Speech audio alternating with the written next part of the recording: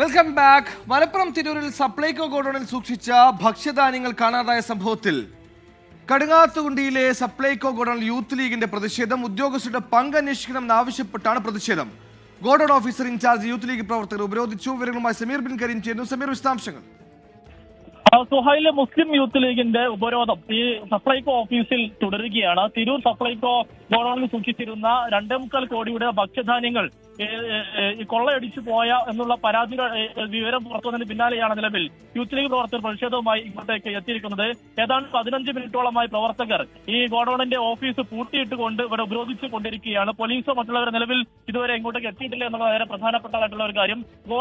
Godown officer ഇൻചാർജിനെയാണ് youth league പ്രധാനമായി ഉപരോധിക്കുന്നത്.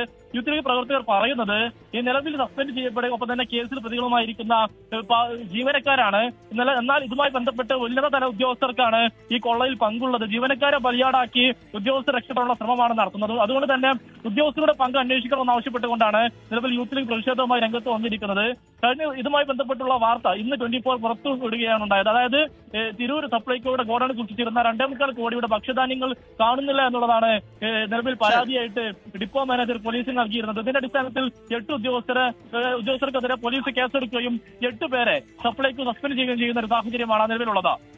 ശരി, 2.25 കോടിയുടെ ഭക്ഷ്യധാന്യങ്ങൾ കാണാതായ സംഭവത്തിൽ രാഷ്ട്രീയ പ്രതിഷേധം കൂടി തുടരുകയാണ്. സമീർ ബിൻ കരീമാണ് വാർത്തയുടെ വിശദാംശങ്ങൾ നൽകിയത്.